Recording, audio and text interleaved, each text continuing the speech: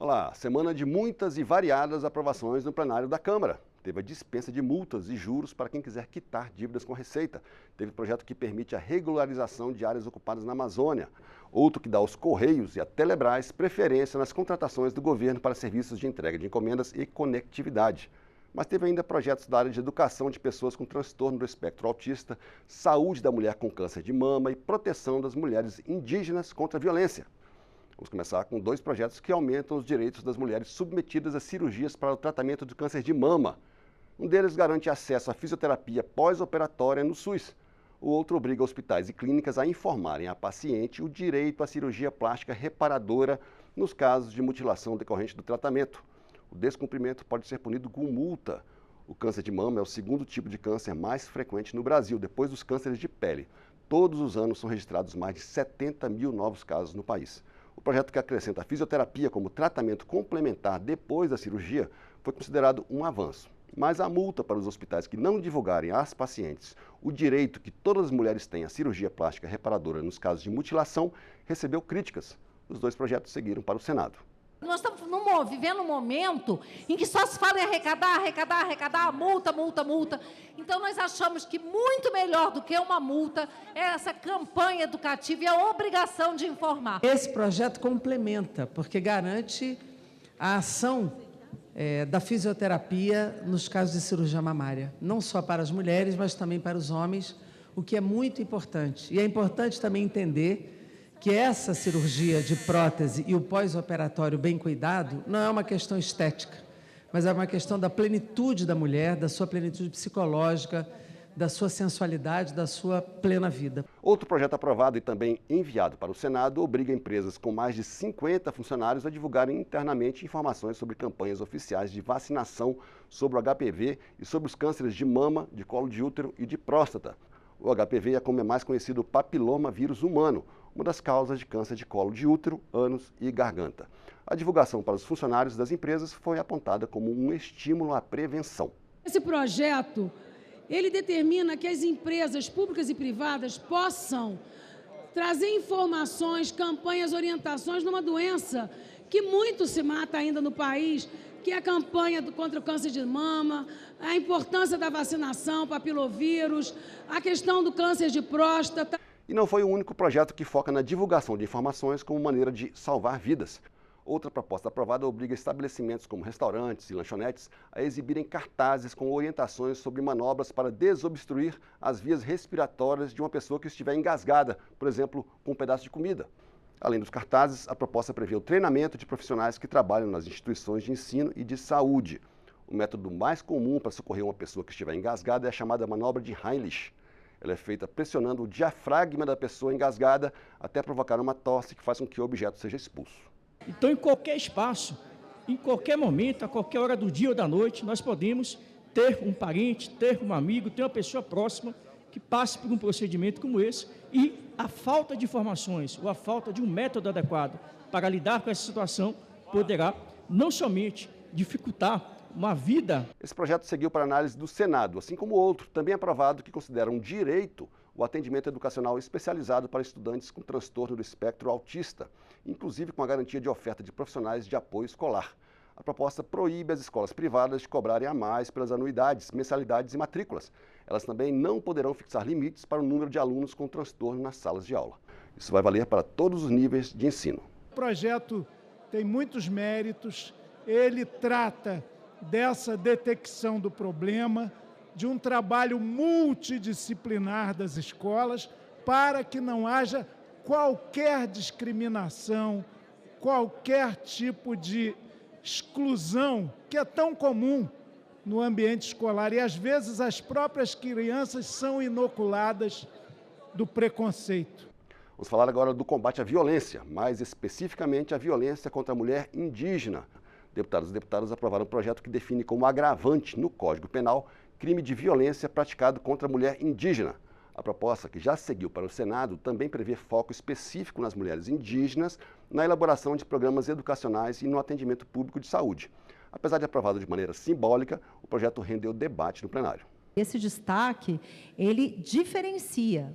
Como eu já disse, existe uma questão de ser restritivo, e você está especificando aqui mulher indígena, e mulheres são iguais, sejam brancas, amarelas, indígenas, pretas. O Brasil começa pelas mulheres indígenas. Então, nessa noite de hoje, nós estamos fazendo aqui uma reparação histórica, porque nós não queremos mais que mulheres indígenas sejam tombadas por estar defendendo seus direitos, sejam mortas em seu território. O plenário aprovou ainda projeto que prorroga prazos para os municípios elaborarem seus planos de mobilidade urbana. As cidades com mais de 250 mil habitantes poderão fazer isso até 12 de abril de 2024. As cidades maiores terão um ano a mais, até 12 de abril de 2025. Esses planos envolvem soluções de transporte para a população, como sistema de ônibus, metrô e outros. A obrigação foi aprovada em 2012 e o prazo inicial era de 3 anos. Desde então, o prazo foi prorrogado 4 vezes. O projeto que prorroga mais uma vez foi apresentado pelo governo a pedido dos prefeitos.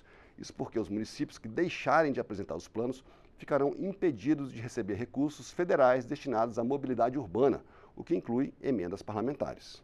Este é um típico projeto de adequação da norma à realidade. O fato é que nós tivemos um processo de pandemia que impediu que estes projetos fossem adequados, votados, discutidos nos municípios brasileiros. Esse projeto foi aprovado com apoio maciço do plenário. Coisa parecida aconteceu com um projeto que facilita a regularização de áreas de até 2.500 hectares em projetos de colonização ou assentamentos na Amazônia Legal, anteriores a 25 de julho de 2009. A proposta do Senado extingue as chamadas cláusulas resolutivas, que é o nome que se dá às condições contratuais para que o assentado receba o título definitivo da terra pelo INCRA, o Instituto Nacional de Colonização e Reforma Agrária. Mas, para a regularização definitiva, é preciso que o ocupante pague suas dívidas com o INCRA e registre a terra no Cadastro Ambiental Rural, o CAR. Nós vamos desamarrar as mãos do INCRA para resolver as cláusulas resolutivas, que injustamente e fora de contexto impedem que aquele agricultor que foi para uma área de colonização tenha direito a resolver de uma vez por todas e ter o seu título definitivo. Hoje o Ministério Público, com base na lei, cobra do INCRA, inclusive, o cancelamento desses títulos. Títulos que estão lá e as pessoas morando lá há mais de 40 anos. Como foi alterado pela Câmara, o projeto que facilita a regularização de áreas na Amazônia Legal voltou para a análise do Senado. Mas outra proposta, também aprovada pelas duas casas, seguiu para a sanção presidencial e pode virar lei. Esse projeto cria um programa de regularização fiscal para permitir o pagamento de dívidas com Receita Federal sem juros e multas, desde que haja a admissão do débito. Para isso, a empresa ou a pessoa física terá que pagar pelo menos metade da dívida à vista e dividir o restante em 48 vezes com juros de 1% ao mês. A proposta autoriza, inclusive, o uso de precatórios para o pagamento. O projeto, defendido pelo governo, teve apoio de praticamente todos os partidos, mas teve crítica. Na prática, mais um refis, porque existe uma preocupação por parte do Ministério da Economia de arrecadação de curto prazo. Só que no médio prazo, isso é um desastre para as finanças do país. Quem é do Simples está fora. Não está incluído nessa matéria. Por que está fora? Porque existe um lobby muito forte, muito poderoso, das grandes empresas, para que essa matéria venha a ser aprovada. Como o contribuinte deve confessar os débitos, é justificável afastar a imposição de multas de mora e de ofício, mantendo-se apenas a quantia principal da dívida, ao mesmo tempo em que facilita a regularização fiscal dos contribuintes. O projeto tem o condão de fortalecer as finanças públicas. Outro projeto aprovado, que também seguiu para a sanção presidencial e pode virar lei, rendeu muita polêmica no plenário. O projeto dá preferência aos Correios e à Telebrás para a contratação direta, sem licitação, pelo governo federal. O projeto original já tinha sido aprovado pela Câmara e tratava apenas da preferência para os Correios.